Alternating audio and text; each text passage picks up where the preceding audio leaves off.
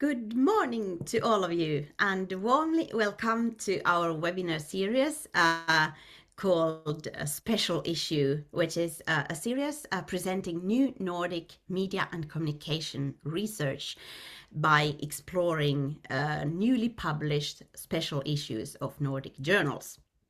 My name is Maarit Jaakkola, and I will be moderating today's session. I'm co-director of Nordicom, which is a research center for Nordic media research at the University of Gothenburg in Sweden.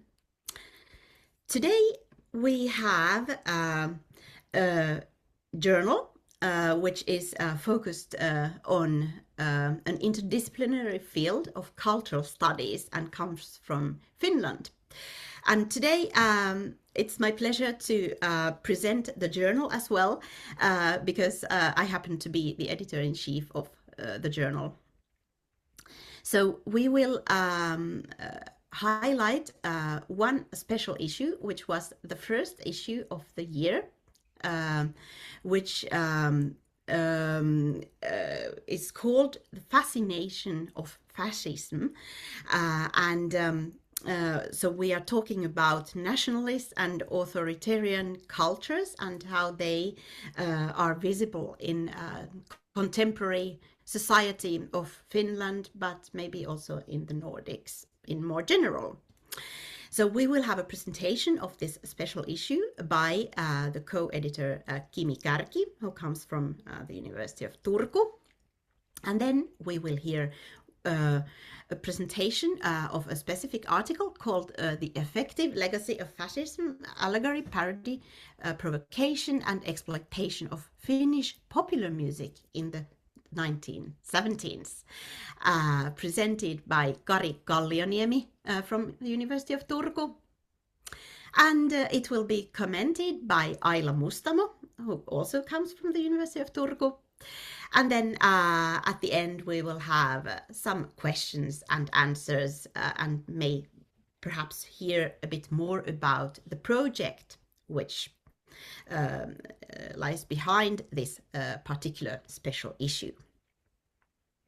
But first, a little bit about the journal. The journal Kulttuurintutkimus, Kulturstudier, was elected to the Journal of the Year by the Finnish Association of Publishers this year. It is, as said, a cultural studies journal, but a cultural studies is seen as an interdisciplinary or multidisciplinary field, a crossroads of different disciplines, and the main idea in this journal, established already in 1984, is to present, to explore, to examine, critically analyze cultures in Finland. The journal is currently celebrating its 14th anniversary, and it's published by the Association of Cultural Studies in Finland. It has been recently classified as level 2 in the Finnish publication system, and it's conforming to the standard procedures of peer reviewing as well. When the journal got the prize, the jury praised the journal for its capability to combine topical issues, discussion of topical and timely issues, together with some more in-depth analyses, and we pretty much agree. This has been from the beginning the main aim of the journal, to mediate news from the field. That was in the beginning the main purpose of the whole magazine, which was developed into a more academic publication channel during the decades and is now a peer-reviewed journal, the leading journal in the field of cultural studies in Finland. But the focus is more on the peer-reviewed new research, quality research. But how we see research is actually we don't actually see cultural studies as a static field, but we instead see cultural studies as a crossroads, as it is when you think about the tradition of cultural studies. It's more like a crossroads where researchers from different backgrounds, for example, educational studies, or social sciences, linguistics, the humanities in more general, can find a new angle on the stuff they are researching, and we emphasize or put quite a big emphasis on young scholars and doctoral students, and help them to find the cultural studiness of their research topics. So this is the purpose. We are also educating new generations to discover cultural studies as a space of discussing and analyzing contemporary culture.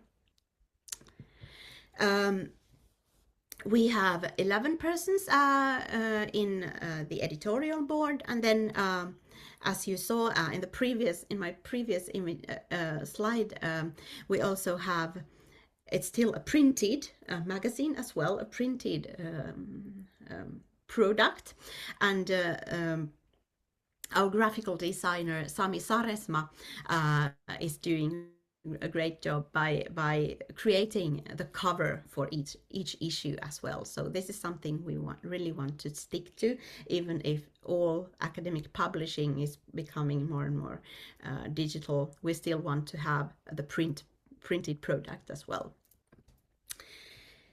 So today's issue can be read in its entity online, because this is an open access journal, and you can go to the address kulttuurintutkimus.fi to access the whole issue. But now we will go to the issue. It is a special issue. We tend to have about 2 special issues per year.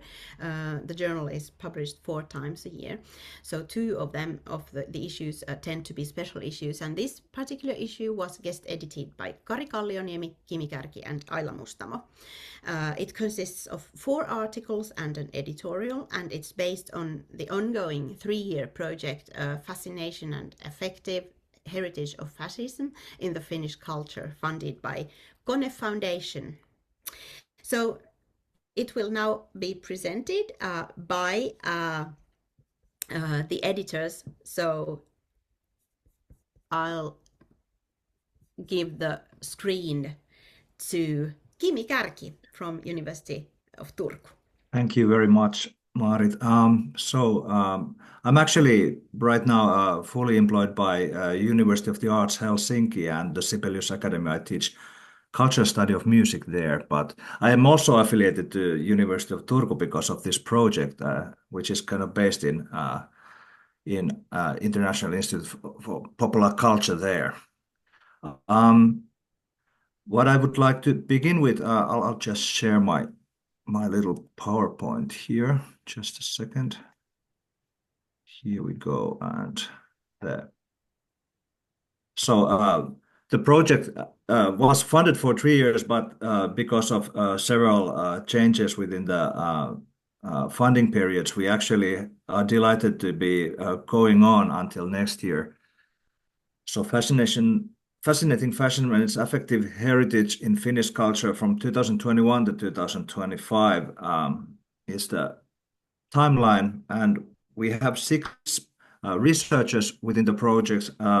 3 of us are here today talking about our contributions to the special issue, and there are others, and then there is also artistic project. We have a theater play called They Said Close the Borders, currently being rehearsed and planned. Here are some little snippets from that. You can see that there's also this kind of technological element, especially with the musical side of the project, but it's rather experimental, and we are not doing this kind of very, let's say, straightforward presentation of history, but we explore the affective mechanisms that make people fascinated with these kind of issues. Okay, but in this special issue, we indeed have 4 articles. I won't be talking about Kari's article because he will be presenting it shortly. But Ayla, who is going to offer commentary, did an excellent article on National Socialist black metal and fascism with the title Symbols, Baddies and Decadence, Fascinating National Socialism in Finnish Black Metal. And that is a heavy metal subgenre which has been associated with references to National Socialist ideology since the 1990s. The actual National Socialist black metal genre is tiny, but it affects debates of larger part of the black metal community, especially because right-wing populist movements seem to increase their popularity in all Western countries. And in this article, Mustamo deals with the affective meanings of National Socialist ideology and aesthetics in Finnish black metal. The article is based on results of an online questionnaire which she conducted in 2021, which is in the middle of pandemic, basically. Interviews of 4 Finnish black metal musicians and participatory observation on Black Metal Festival. And on the grounds of her results, National Socialist influences seem to divide opinions in black metal communities. Even persons with a positive approach on National Socialism, there are some evidently, have different experiences. Some participants were fascinated by esoteric Nazism.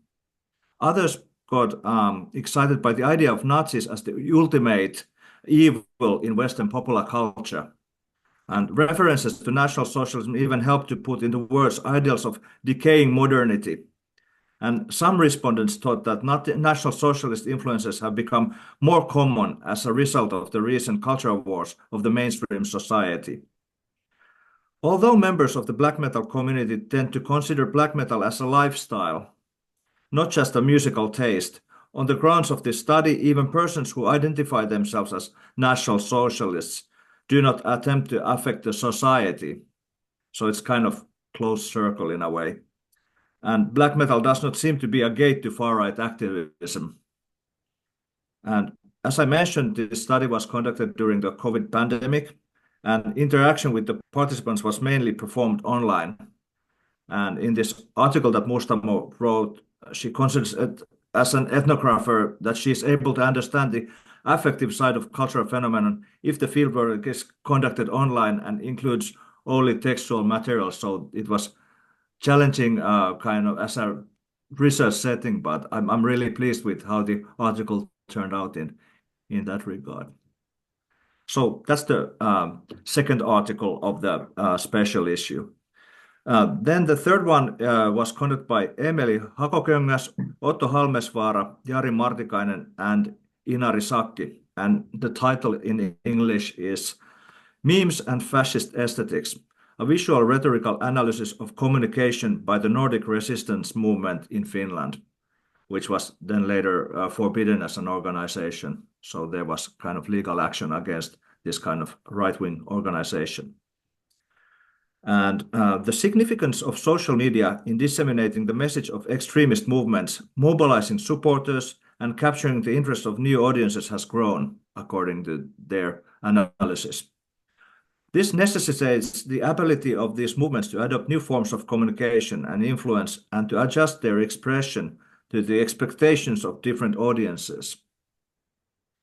In this article, the authors examine the internet memes published by the Finnish branch of the Nordic resistance movement from the perspective of visual rhetoric.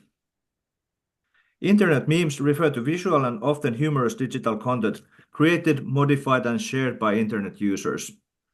And the research material here consists of 52 memes released by Finnish branch of the Nordic resistance movement on their website in 2018. The research method utilizes visual rhetoric analysis, enabling the interpretation of the content, forms, and functions of the memes. reverse image search is employed as supporting tool for rhetorical analysis, allowing the exploration of the meme's life cycles and intertextual references to other memes. The results indicate that the memes convey content aligned with historical fascist ideology.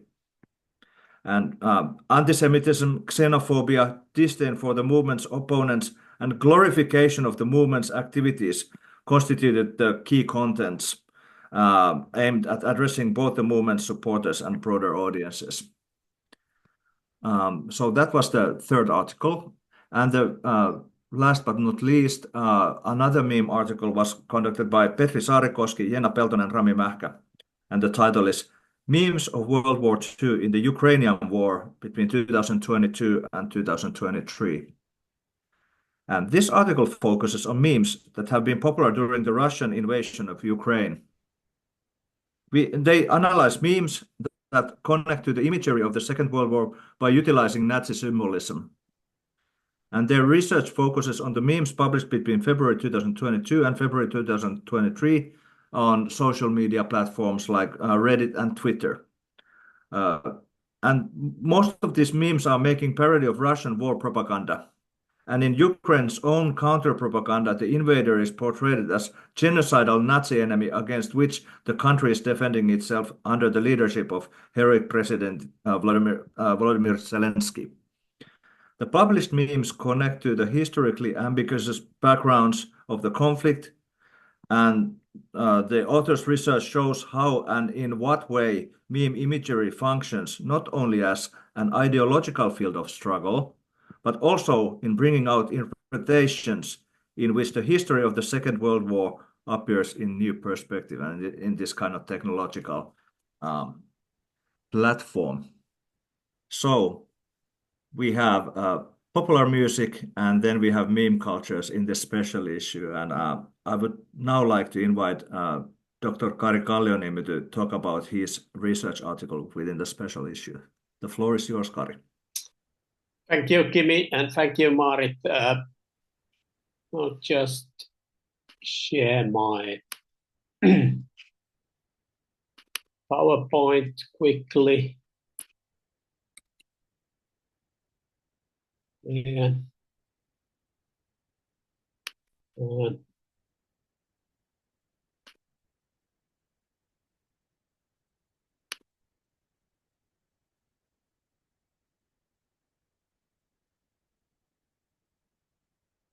Well, it seems to be a bit difficult to find it. It's because I cannot find it in a share screen. But all right, I can do it without the PowerPoint. Just telling some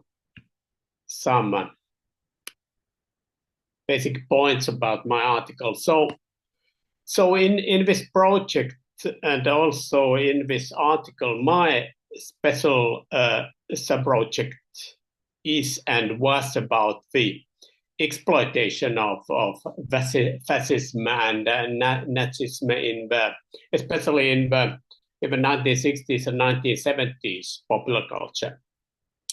So this Finnish case is also based on this. And what is special in this Finnish case? Of course, there's a big popular culture production in the Western world, maybe even globally in that period of Cold War, 1960s and 1970s, quite well connected to this idea how a certain kind of exploitation and also fascination with fascism and Nazi culture started back then. But Finland is a special case, especially because of Finland's historical relationship with fascism and especially with Nazi Germany. There is no time to go into detail into this history, but because of this relationship and what happened after the Second World War, when Finland made the kind of a special relationship with the Soviet Union. So the fascism and Nazism became taboo subjects in Finland, basically meaning that you cannot talk about the legacy of Finland's relationship with fascism or relationship with Nazi Germany at all. So it was hidden in certain type of underground culture in Finland. And for example, men's magazines were one source where Finland's relationship with Nazism was debated or written or analyzed about it. Maybe it was a kind of a hidden historical culture at the same time. But what was interesting here, and special in Finland's case, men's magazines worked in the same type of way as rock culture worked during that era, because most of the rock culture was seen, or it worked in the form of a 1960s countercultural ideology, meaning that it wanted to cause every kind of provocation, took issues of fragile or sensitive or taboo ideas and that kind of things. And of course, fascism was one of these. And at the same time, it was opposing the certain type of Finlandization era culture of Finland, where authoritarian leader President Kekkonen was ruling Finland a bit like rulers did in Soviet Union, or maybe more in Eastern European countries. So rock culture, men's magazines, some other underground things in the Finnish culture during that period, especially in the 1970s, were opposing that. And rock culture was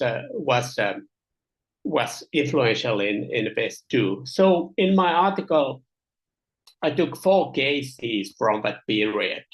One case of progressive rock, one case of Finnish singer-songwriter Juuso Leskinen, third case of early type of a comedy punk group, Sleepy Sleepers, and then Finnish punk in the late 1970s, who reacted to fascism or to legacy of fascism in very different ways.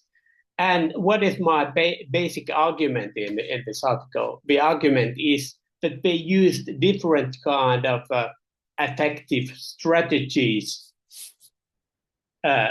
like provocation, parody, exploitation, in depicting fascism or opposing authoritarianism in Kekkonen era Finland.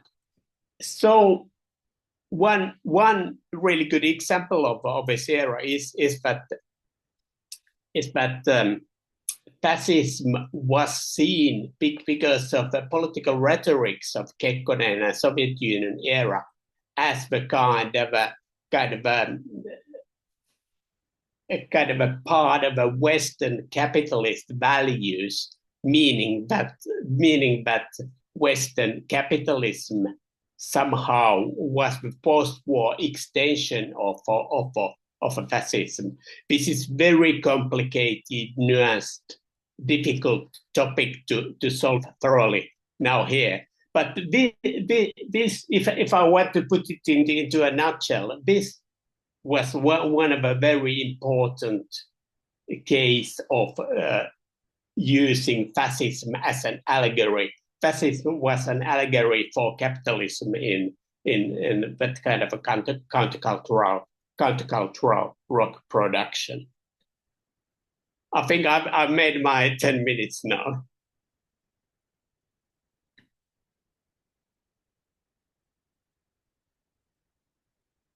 Yeah, that's it. Okay, I guess it's time to let Ayla give her commentary speech. Yes. Please, Ayla Mustamo. Yes, thank you, Marit. Thank you, Kari, for your presentation and your fascinating article. So I was thinking the question you asked in your conclusion session, what would be the reception of these songs today? How could we study the ways these songs would be understood in today's society? And I was also thinking about the social and cultural context where these songs were made in 1970s. If we think, on the other hand, there was the Finland is wrong era. It was not possible to criticize the Soviet Union openly. But on the other hand, there were quite a lot of conservative values still in the society, especially in school education. So patriotic values still, and Christian religious values there. And on the other hand, there were the neo-Stalinist movement in academic life and everything like that. So I think that there was quite a little space for laughing and humor and something like that. And but on the other hand, Nazis and fascism were something that happened. You're right. That Sleepers was the kind of a group who wanted to break the taboo by comic rock or humor rock. And the breaking this taboo that you cannot laugh to Kekkonen, you cannot laugh to fascism, you cannot laugh to Soviet Union. Yeah, well, I think that these days, that then in 1970s, Nazis and fascism was something that happened in the past. It wasn't anything to be worried in the current society. But if we think in nowadays society, there still is the tension between conservative values and something more liberal values. But in nowadays society, there is like real risk for neo-Nazi ideas to grow in the society. So I think that it's a more concrete risk in today's society. So I think, how would this affect the ways we could understand that kind of parodical music in nowadays society, and especially when social media platforms are destroying our ability to understand parody and irony and humor and something like that. So I think that would be actually quite interesting question to ask in today's society. How would it be possible to make that kind of ironical and parodical music in popular music genre today, and how could be understood in today's society? And actually, you don't actually deal with the reception of these songs in 1970s. So I actually would like to ask, what was the reception of these songs like in 1970s, and what do you think what would be in today's society? Yeah, you're right. This is important thing which you raised up here, because well, I should first I should write another article about the reception, both in the 1970s context and in the contemporary context, because what I've been thinking, and I was thinking while writing this and researching this, is that this musical examples, or this whole era is the kind of a birthplace of, or early example of populism, which has been growing on and on since then. It is a bit difficult to define how it happens, but one of my some kind of hypothesis, and one of the hypotheses in our project has been that there is a connection between the past and contemporary thing. Basically meaning that a certain type of historical understanding has been erased or has been destroyed during the digital era. So basically meaning that it is more and more difficult for young people, especially young people and older people to understand the historical context of that kind of a material. So they only see it as the kind of they see them as a floating signifiers in the space, and couldn't put them into the historical context, and there is a danger, and then they can be used as the kind of almost as the kind of a propaganda material for right-wing issues or extreme movements in Finland too, because we know how much a certain kind of comical or other kind of fascination for this material in the postmodern ironic sense there's been in the recent history for that material.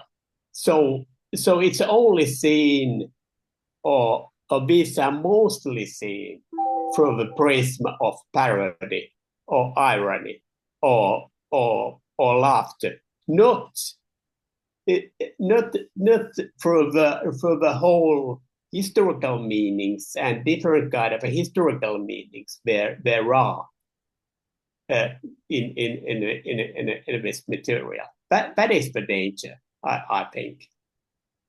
Yeah, I might add that the significance of popular music as a commentary vehicle for political situation hasn't vanished at all. I mean, especially I have two cases in mind which both come from rap music field. One is Julma Henry's song "Maan Petturi," which comments directly the Finns party Minister of Finance Riikka Purra, and it's basically almost like a death threat kind of commentary. And then there's Sex Money song Viimeinen Kuulutus, The Last Call, which was published in the Independence Day. And also this Maan Petturi had basically a new music video shot in the night at the Finnish House of Parliament. So both are very powerful commentaries against the current administration of Finland and the rise of populism and hard values and so on. But when it comes to this kind of material from history, it's quite interesting how memetic culture and also maybe even fascist propaganda can kind of cherry pick elements from history and even turn the tables with the meaning-making processes. So that is something that this kind of knowledge transfer that the research can do is rather important in these days, kind of media education part. Yeah, certainly. I agree with Kimi. What we need is more media education and more kind of a tools to navigate through the historical meanings of that kind of a material.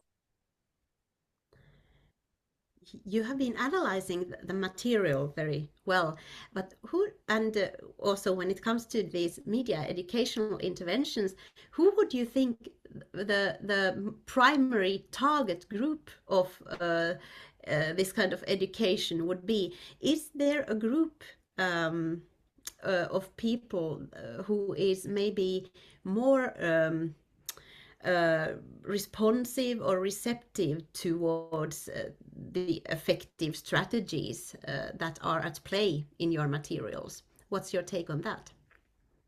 Well, in the first case, of course, you often think about school children, or in upper or lower levels, but also students in academia. Mm. Maybe different kind of people outside of a schooling system. But what we really need is more information and a kind of a diverse debate about that stuff. Now it's very black and white, one track minded kind of thing. And part of the reason for that is the algorithmic nature of the social media, where certain kind of ideological bubbles can be formed, and then they kind of start to work as an echo chamber for certain kind of ideologies. Yeah. So, in order to break those kind of bubbles, we need research information and also kind of, let's say, curation of the content, because it's quite random what young people learn from TikTok, for example. Some of the stuff can be really excellent and some can be anything at all. Okay, we'll make a note on that. More media education related to these issues. Maybe also for teachers, librarians, or media educational mediators, so that they are aware of these kinds of signs that are out there and the communities that emerge. Great. Thank you for clarifying the historical context of Finland that makes Finland receptive to these kinds of signals. But if you may put Finland into the Nordic context, what would you say about that? Is Finland more likely to be fascinated by fascism and Nazism than the other countries? Do you see any differences between, for example, Sweden and Finland? Okay, if I may start, I think, historically, Finns were allied with the Third Reich during the Second World War. Sweden was kind of playing quite clever game where they were kind of neutral, but at the same time supporting certain materials for German war effort and so on. And of course, Norway was occupied by the Nazis. So it's rather different kind of stories in this regard historically. Finland, of course, has been the kind of border nation with Russia and Soviet Union before that, and that kind of caused a certain kind of mentality among Finnish people, and especially now after Russia invaded Ukraine, there has been a rise of certain kind of militaristic talk and ethos within Finnish culture, and also obviously became part of NATO as a result of this invasion. And it's quite understandable reaction against this kind of aggression. But there is certain kind of rise of general militarism. People are kind of more preparing and talking more about how to defend the country and how to prepare for a crisis. So you have to have 3 days of food in your house and certain kind of resources which you would have to take account. So there's a certain kind of twist of mentality maybe also in that regard, and maybe hardening of values in the society. And that's quite interesting for kind of contemporary situation. Did you want to add something about it? Well, that's important case to start to think about the whole Nordic area of a certain kind of history of Nordic area in the post-war era, which were reactions for the legacy of fascism or Nazism during that period. We haven't been specializing in that in political historical way, but of course in the case of metal, Ayla has been doing excellent research on Norway as well. And Norway is important, and maybe Ayla could comment something about Norway's fascistic legacy or something like that. But certainly because of Finland's relationship with Soviet Union, special relationship, and again how President Kekkonen repeated the certain type of Soviet Union rhetorics in Finland in the 60s and the 70s. For example, blaming his enemies as fascists.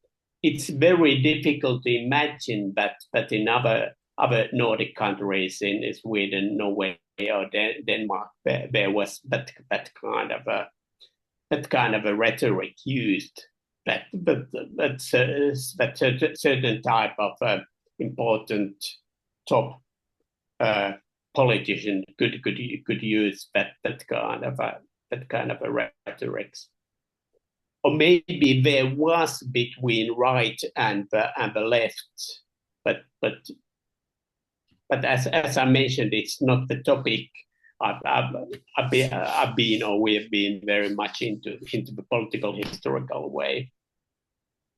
Would you like to comment, Ayla, on the kind of difference between Norway and Finland, maybe in the popular music content, and especially this kind of rise of esoteric fascism as this kind of subcultural thing in Norway against the mainstream society? Yeah, I think that in Norway, Nazi ideas in black metal are not that common than in Finland. So in Norway, for example, ancient Nordic mythological things are often associated with Quisling's party and something like that. And the persons in a black metal scene often say that they are trying to somehow save these ideas from that, these Nazi associations. If you understand that they are trying to give the new meanings for that symbols that are often understood as far-right symbols, so they don't support that these kind of ideas in Norwegian culture. Of course, there are guys like work Yeah, but it's not that common in Norway. However, that I think that in Finland there is that kind of burden of history associated with ancient symbols and something like that. So I think that in Finland, the representations of Nazi ideas are more like provocation and breaking the taboo and something like that. There is not that kind of cultural war on symbols like in Norway. Yeah, Interesting. I agree. Thank you for the answers. This is very fascinating, as you might say. The concept of fascinating fascism comes from Susan Sontag, right? Yeah. Your project is quite unique in a way that it combines science with arts. Can you tell something about that? Yeah. We have a theater group. Theater director Fika Forsman is basically also script writing it with another theater director, Paul Olin.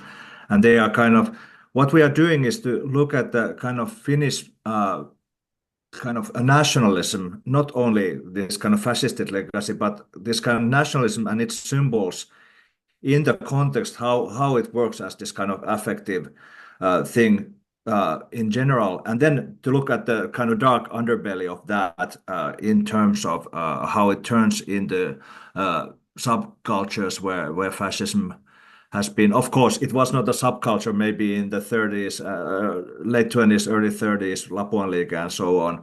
But when we come to the contemporary era, it has kind of gone from this kind of grotesque neo-Nazism towards more dangerous versions and these movements gathering momentum in the internet era and social media platforms. And we can see that as the rise of the Finns party to the first, as this kind of more seriously racist ideological party, and then finally to be part of the governing structure of Finland.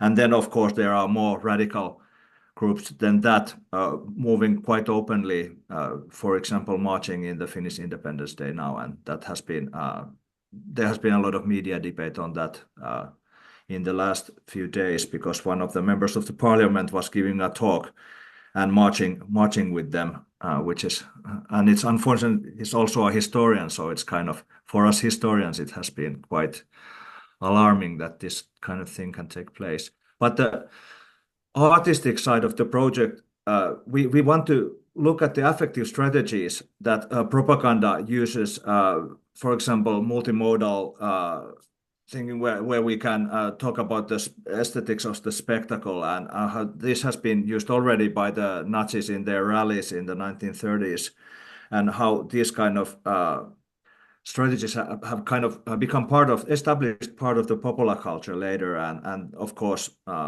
used widely in quite many different contextual settings, which might not be fascist at all, but are very similar for the affective strategies.